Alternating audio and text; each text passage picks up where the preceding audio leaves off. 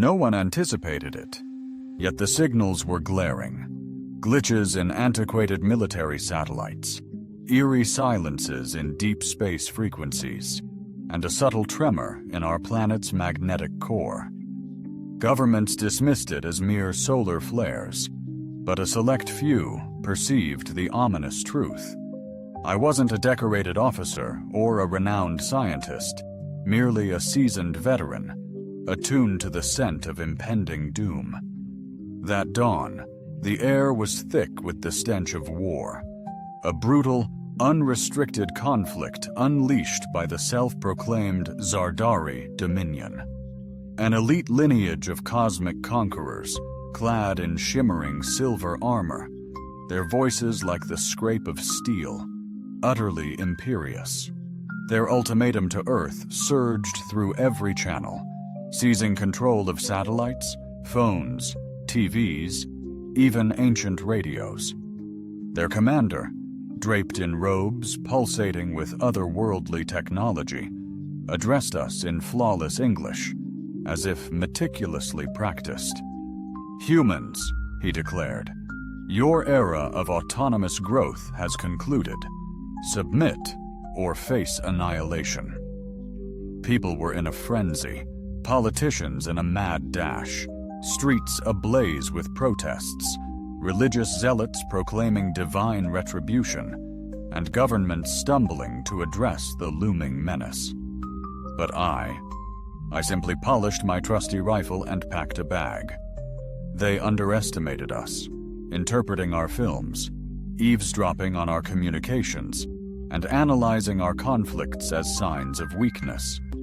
They observed our political discord, our technological infatuation, our incessant online squabbles, and mistook it for collapse. What they failed to grasp is that humanity flourishes amidst turmoil.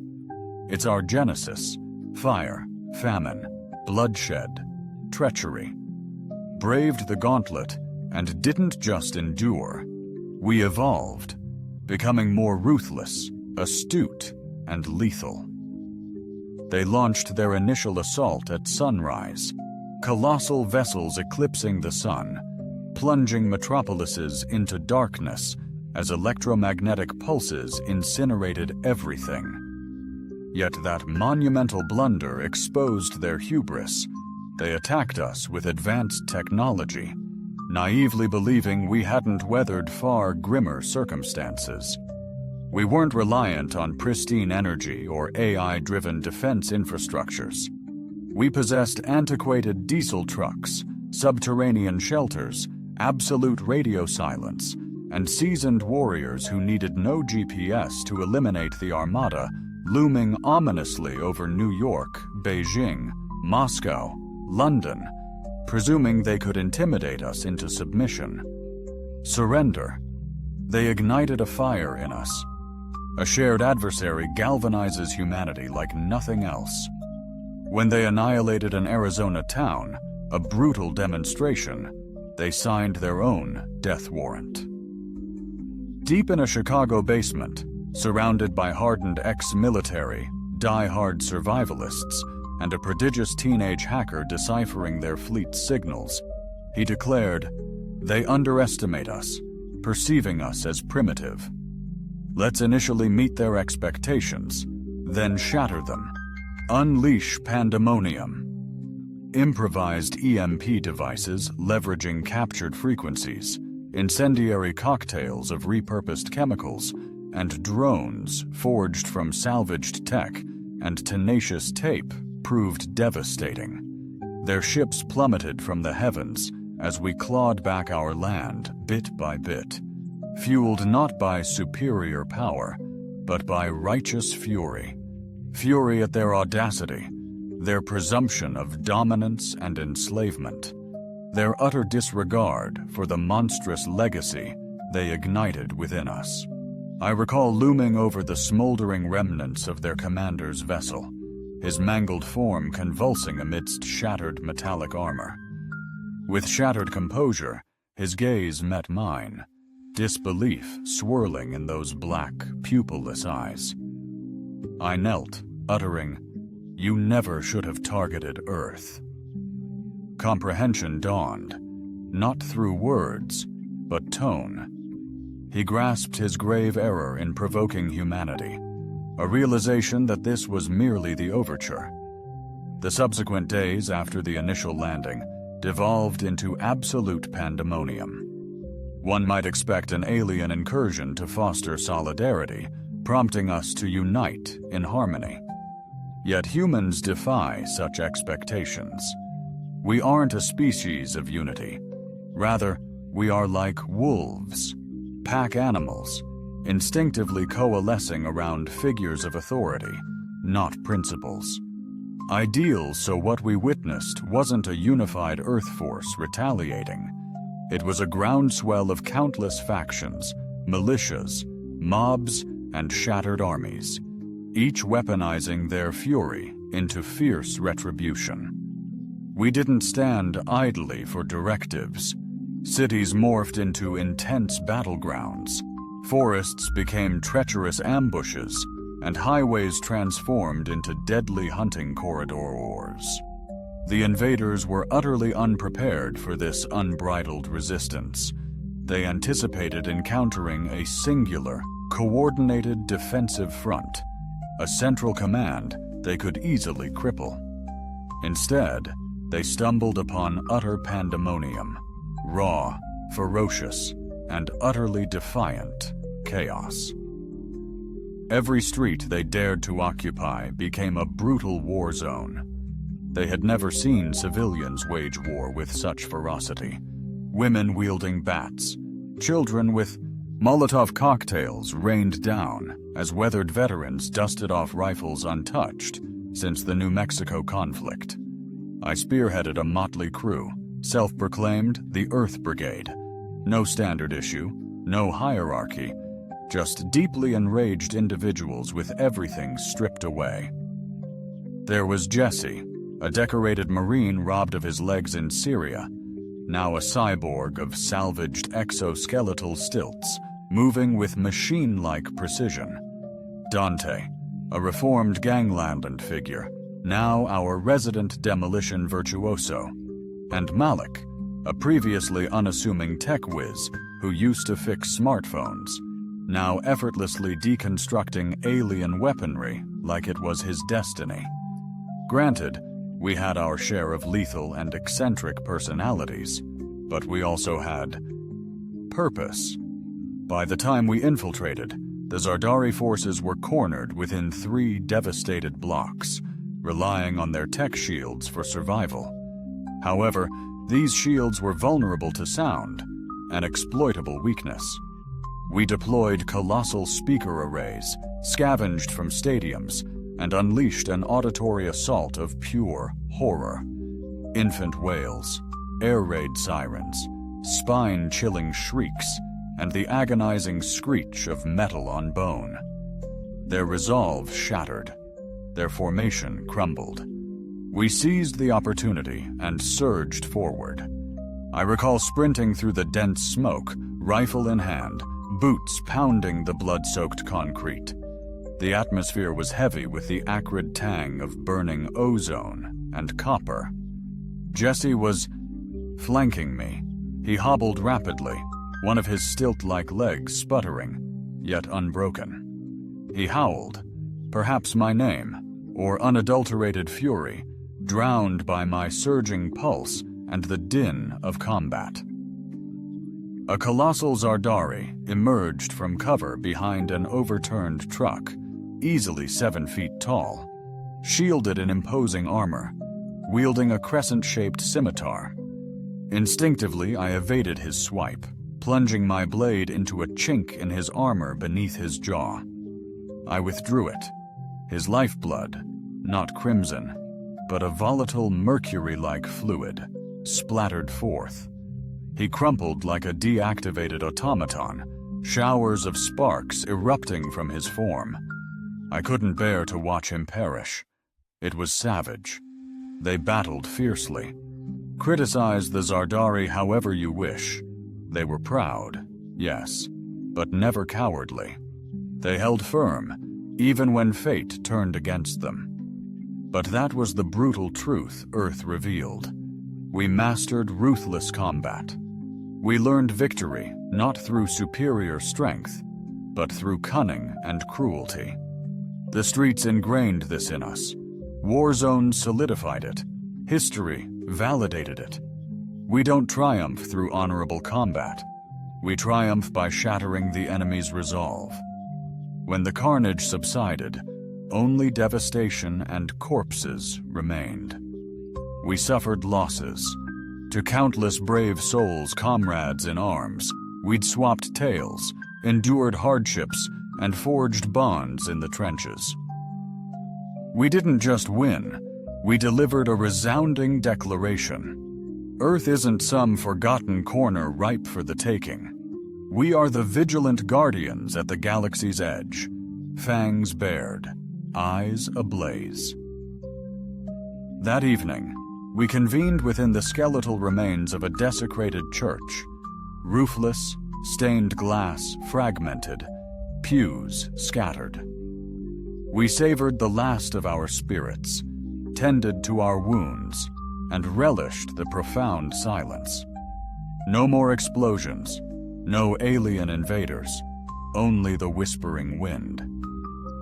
Dante ignited a cigarette near a pulsating alien blaster. "Reckon they'll be back?" I affirmed, "Yeah, next time they'd unleash hell." 3 days later, annihilation arrived. Colossal ships, impenetrable armor. No soldiers this time, only exterminators. Skyscraper-sized machines with crimson sensors and whip-like appendages. No parley, just extermination. Denver first, then Dallas, then Berlin. Cities vaporized, leaving only molten scars. Radioactive clouds, we witnessed the cataclysm unfold on hijacked satellite feeds, utterly unable to intervene. Morale crumbled within the resistance. Entire factions vanished. People scattered into the wilderness, falsely believing nature offered more protection than cities. But fear breeds irrationality. Escape wasn't the solution. Retaliation, a cunning strike, was paramount. That's when Malik rose to the occasion. He'd been withdrawn since the initial clash, secluded in his corner, meticulously soldering wires and murmuring to himself. Turns out, he wasn't merely reverse engineering alien technology. He was fundamentally recoding it mastering the art of repurposing their energy cores to fuel antiquated missiles, penetrating their shields through ingenious frequency hacks, and seizing control of their communications to sow discord with fabricated coordinates. "Conventional warfare is futile," he declared, his eyes burning with insomnia-fueled intensity. "But we possess the means to disorient, bewilder, and ultimately cripple their infrastructure." Suddenly, we weren't just in a losing battle, but a war of minds. Each night, we unleashed guerrilla tactics, not for annihilation, but disruption. We transmitted haunting screams into enemy vessels, looped messages from their deceased, and fabricated discord among commanders. It succeeded. The machines held, but their human masters faltered. Fear permeated, mistakes multiplied, and we pounced. I spearheaded a daring raid on a dropship nexus near Kansas City, fraught with peril, but intel revealed an enemy general orchestrating fleet deployments there. We struck them with unrelenting force, delivering a swift and thunderous blow. Explosives ripped through fuel lines, while EMPs detonated within their command centers. We failed to capture the general alive, but ensured his permanent incapacitation. The entire base erupted in a pyre of destruction, resembling a morbid farewell. Yet a shift occurred in the aftermath. Bizarre occurrences surfaced. Zartari troops behaved erratically, ships hesitated in orbit, and their formerly immaculate formations crumbled mid-flight. Malik theorized that the technology we had contaminated them with unleashed an unforeseen virus, rapidly propagating through their network. Wasn't merely shattering them, it was corrupting their fundamental code. One evening, his eyes widened with epiphany. He declared, "We're not just battling them, we're fundamentally altering them." That's when I grasped this wasn't solely about Earth's defense. It was about seizing dominance, instilling terror in them. The sky bled anew. Crimson gashes tore through the clouds, reminiscent of raw wounds, each marking the demise of an alien vessel. Some nights we'd erupt in cheers as debris plummeted. Other nights, we'd silently observe. The conflict had transcended. Victory it was, about remembering what fueled our struggle. By month 3, Earth was unrecognizable. Metropolises vanished, oceans seethed where alien cores exploded. A brutal scar marred the moon, where a dreadnought crashed. Fleeing satellite communication was non-existent.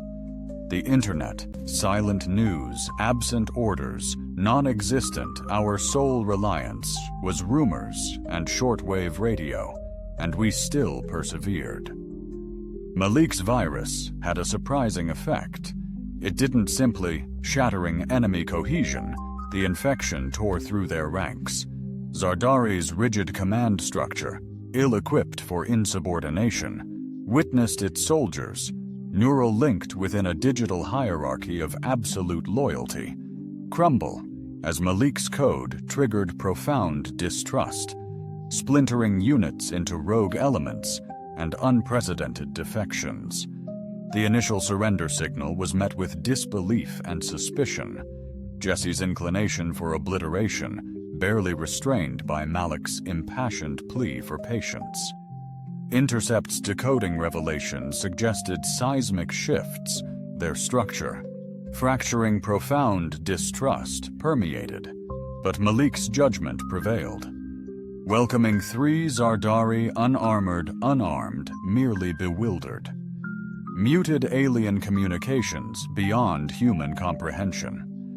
Resolved, Malik's ingenuity developed a translator from salvaged fragments. When articulation emerged, unexpected insight, empathy, forbidden to feel the initial utterance, now feeling agony. That rattled me deeper than any conflict. Their identifiers weren't names in the conventional sense, merely coded designations. Malik christened them anew: Ash, forged from fire; Splice, a fusion of flesh and machine; and Echo, the silent observer. They integrated into our ranks, absorbing knowledge, and gradually, with considerable effort, began assisting us. This transition was fraught with peril, as many humans sought their termination.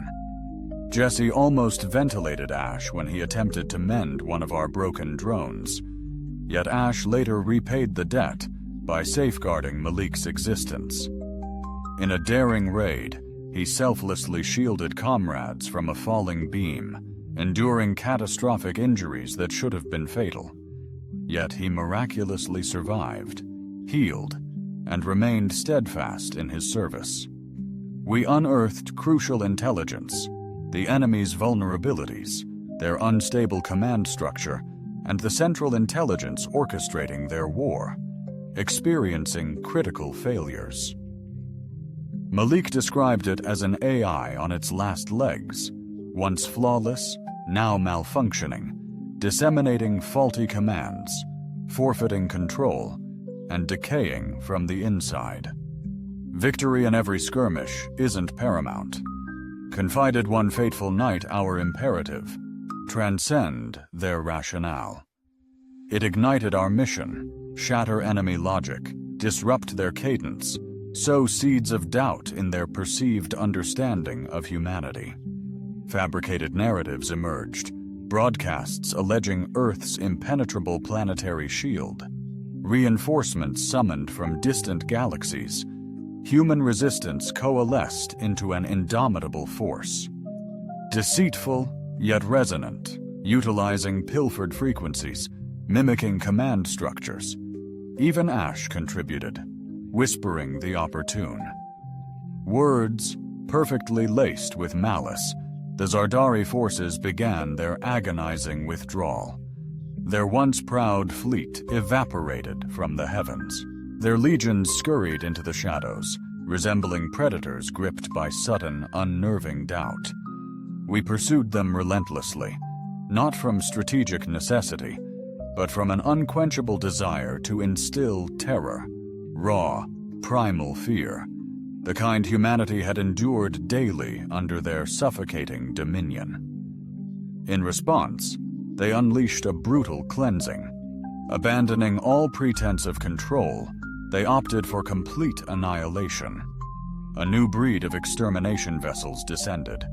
Obsidian ships, darker than the void, emitting no signals, offering no solace.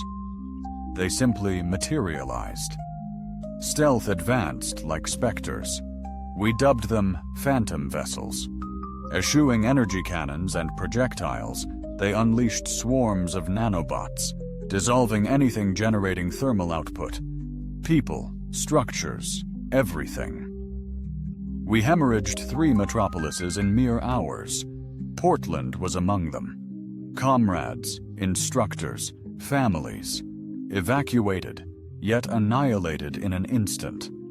The recovered footage, fractured and distorted by interference, depicted sheer pandemonium as flesh evaporated and skeletons disintegrated into dust.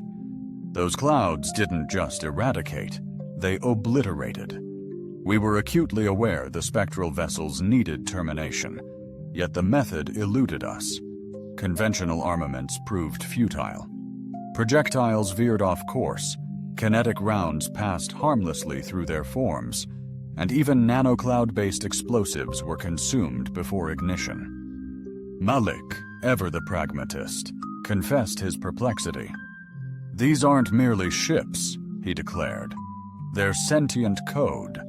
Envision them as a highly evolved, self-aware virus." Cornered, we retaliated with our last resort. Luring one into the Rockies, a calculated trap using human thermal decoys. Brave volunteers huddled in antiquated bunkers deep within the mountains. The phantom vessel arrived as anticipated, but we'd laced the entire mountain with continental-scale explosives, every cavern, tunnel, and ridge wired. As it descended, we obliterated it. Rock and inferno consumed the craft. The cataclysmic shockwave reverberated for miles. When the dust cleared, the mountain had vanished, and so had the ship. One down, countless more remain. Undeniably, the cost was exorbitant, leaving most volunteers unable to endure. I personally paid respects at the solemn, unmarked graves. Yet our memories persist, immortalizing that hard-won triumph that ignited a global movement. Others dared to emulate our success, employing ingenious lures to ensnare their vessels within icy expanses, fiery volcanic chasms, and profound abysses. While countless attempts ended in tragedy, some did succeed, drawing enemy blood for the first time ever. Foreshadowing the impending fracture, we deciphered a raw, garbled signal, undeniably discernible. Comprehend, Zardari's homeworld issued a recall. No reinforcements, only retreat. Panic surged. Their empire crumbled internally. We, the unified states, resilient fighters, farmers turned killers, hackers turned warlords, shattered them. Yet a wounded beast is perilous. The Armada, diminished, loomed over the Atlantic like vultures nearing their final prey. Not retreating, but regrouping. They plotted a final, desperate gambit. That night, Ash, a shadow of his former self, found me. Broken, limping, half his body a canvas of burns from a botched operation, He fixed me with those obsidian eyes and rasped, "They'll meet their end, trying. But they will try, every last one of them." "What's our move?" I pressed. Ash inclined his head, a sinister glint in his gaze. "Unleash upon them the fury of a cornered earth." On the eve of annihilation, the air hung thick, not with dread. Fear had long since passed, but with the immense burden of destiny. We all grasped the implications of tomorrow, triumph or immortalization through a defiant demise, an echo that time itself couldn't erase. The ultimate war fleet loomed over the Atlantic, carrion birds poised above a ravaged world. Their comms were dead, no longer threats or demands, only a frigid, calculated quietude. Their message was explicit, words were obsolete. This was war. Their final act sealed Earth's fate, and we were the instrument to resist their domination. Our sanctuary nestled deep within the Appalachian Mountains, concealed by bedrock and pilfered drone cloaking. Jesse perched near the precipice, his bionic limbs whirring softly, surveying the inky expanse with a fractured lens. "An unsettling stillness," he murmured. "Stillness is beneficial," I countered, cinching my gear. "It speaks of trepidation." He emitted a dry chuckle, confidence or despair, indistinguishable. Behind us, scores of warriors readied themselves in the gloom. Boys barely shaving, elders who cheated death, all arming up, assembling ancient mortars, jury-rigging drones with alien tech. Silence reigned. Words were superfluous. Scars spoke volumes. Malik, encircled by flickering monitors and blueprints, toiled near the bunker's heart. Echo, a sentinel of few words, stood guard, hands ever vigilant. Zipped by, too fast for any human meticulously rebuilding a targeting relay. Ash vanished again, offline within a hive, jacked into their system, seeking foresight. "Opportunity knocks," Malik stated, eyes glued to the screen. Their formations locked. They await sunrise. Ritualistic, perhaps. "We get 8 precious hours to strike first." Jesse scoffed. "Predictable alien theatrics. Sunrise battle, classic. They won't anticipate our aerial assault." Malik retorted, "And that's precisely where they're wrong. They don't realize we are ready." "It wasn't human," he quipped, a mischievous grin spreading across his face. That's when he unveiled his secret, hidden deep within a collapsed mine. A Zardari scout ship, salvaged and reborn. Malik toiled for weeks, masterfully deciphering its technology, replacing its neural link with a rudimentary, yet operational, manual system. Crude? Yes. Risky? Absolutely. But undeniably, it soared. "Nukes?" I inquired. "It carries rage," he declared. "But yes, nukes too." And thus, a reckless, patchwork, and potentially fatal scheme was conceived, to seize their own weapon against them. Load that ship to the brim with every explosive we can get our hands on, punch through their command fleet's core, and trigger the whole thing from within. That's peak human strategy. Pure ruthlessness. Zero finesse. We handpicked our squad. Jesse, 'cause he'd take a bullet for anyone. Dante, the demo expert who practically invented rigging explosives. Malik, the only pilot who could keep that wreck airborne. And me, well, someone's gotta finish the job. We traded farewells like soldiers do, a mix of dark humor and a desperate wish for survival. Wouldn't feel authentic. Some fledgling soldier's wept one pressed a snapshot of his daughter into my palm. Pleaded, "If you return, tell her I stood my ground." I stowed it, made no promises by the witching hour. We pierced the heavens, the vessel shuddered under our hefty equipment. Its metallic core brimmed with every explosive imaginable. Scavenged warheads pilfered plasma cores. Extraterrestrial fusion cells fused by grit, not intellect. We lacked shields, we lacked stealth, yet we possessed unstoppable force and Earth's fury backing us up. The Atlantic mirrored darkness, stars dimmed by orbital haze and storms. Then, we witnessed them. Dozens of towering obsidian dagger ships floating, alien and sharp-edged. Eerie blue light shimmered on their hulls. Weapon ports glowed like demonic eyes. They weren't flying, they were poised. As we neared, a cruiser blinked. A signal. It recognized our ship, our gateway. "Maintain course," Malik breathed, fingers flying across controls. We passed the initial scan, no response. Second pass, still negative. A third cruiser's crimson beam raked the cockpit. Alarms blared, suspicion confirmed. Malik swore, "They're scrutinizing our thermal output. Something's amiss. They're onto us." Jesse's grip tightened. "They're doubtful, not convinced, yet." Dante activated the bomb rig, flicking switches. 30 seconds to optimal overload range. The Central Command ship, a colossal floating metropolis, materialized. Our prime objective, the core of the infestation. Static crackled. A fragmented voice emerged from the radio. "Alien vessel distortion detected. Trajectory compromised. Realign. Malik. Acknowledge." Silence.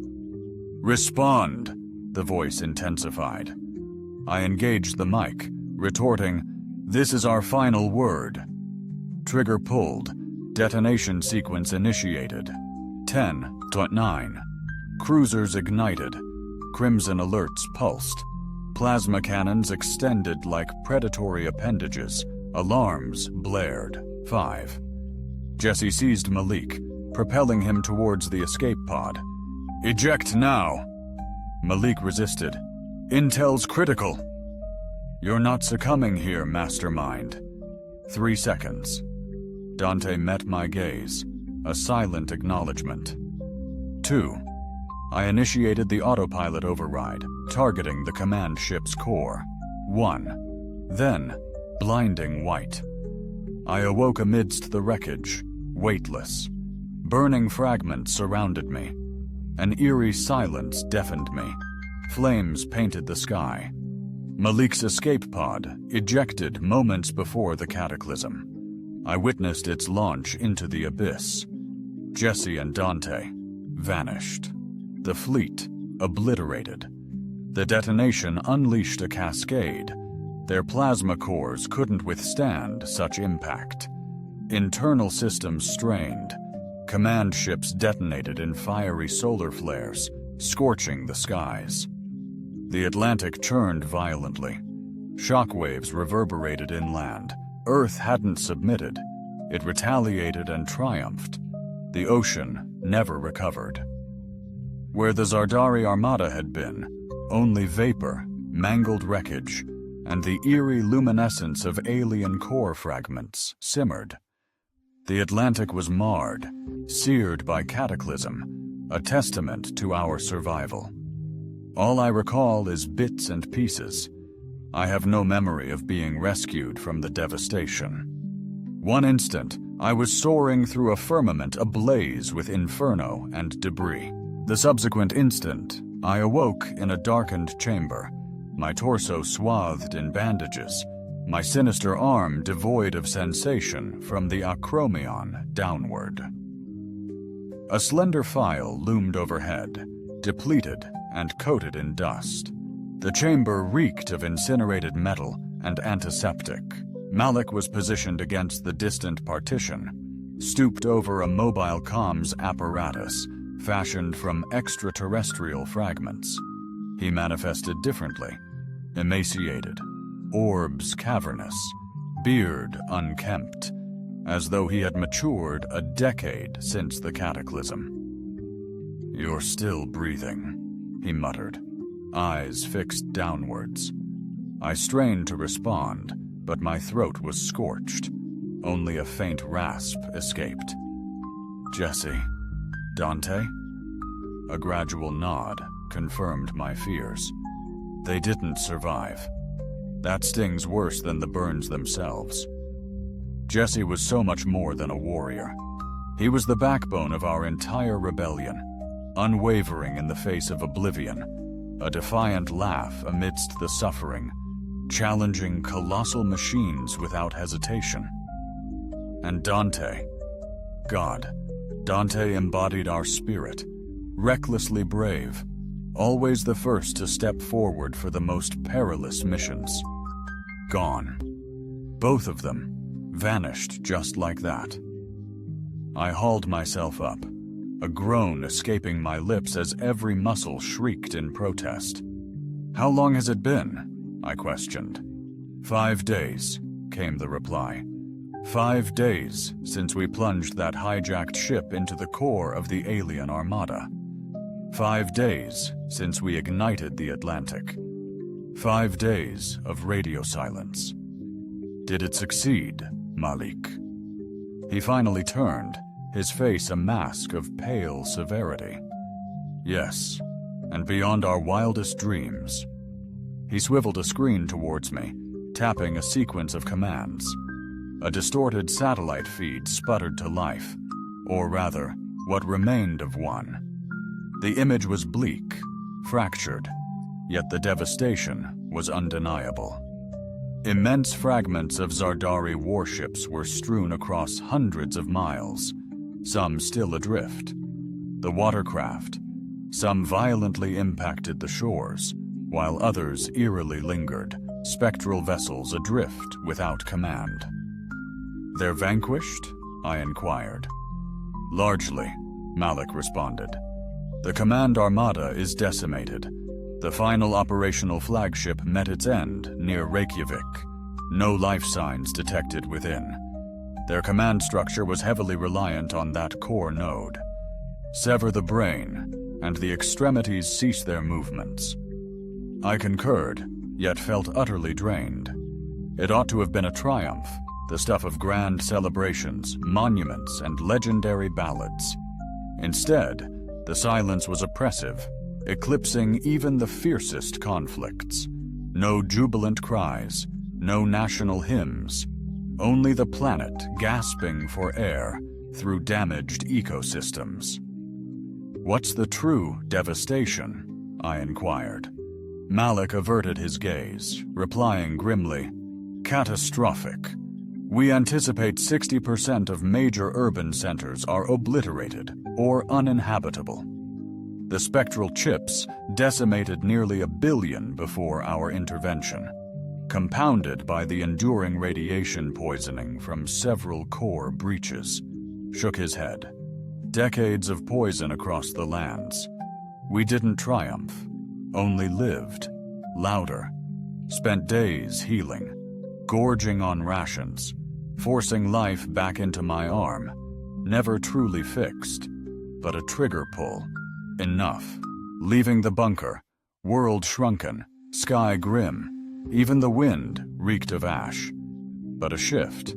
No more cowering, no pleas. Just movement, just work." Constructing a haven atop the hill near our camp, I spotted Echo kneeling beside a decimated drone, her fingers dancing meticulously, extracting circuits and tweaking gears. No commands necessary. Pure action. Ash lingered nearby, observing her with unusual focus, then turned as I neared, his visage half-scorched, synthetic skin peeled back, exposing the skeletal structure beneath, undisguised. "You annihilated their core," he declared. But in doing so, we nearly destroyed ourselves. I responded, and he acknowledged with a nod.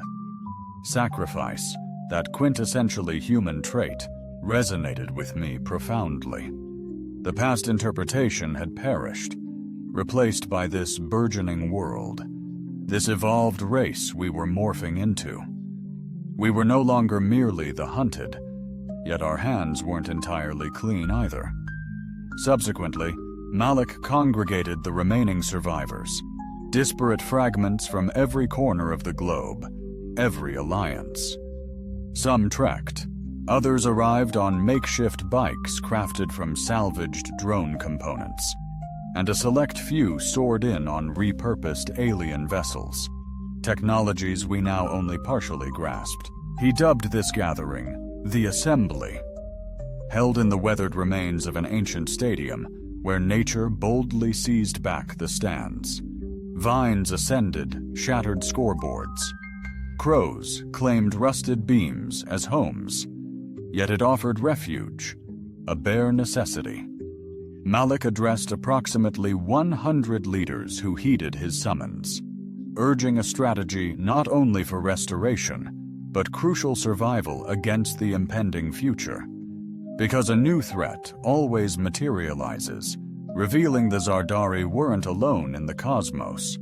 Earth's ascent from obscurity to prominence had caught the notice of varied galactic empires, some intrigued, some furious, some deeply afraid.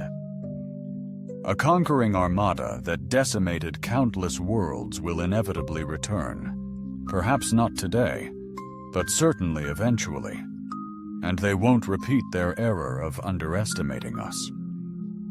Malik's voice resonated through the ruined stadium. "Never again," the leaders echoed, some nodding, some still unconvinced.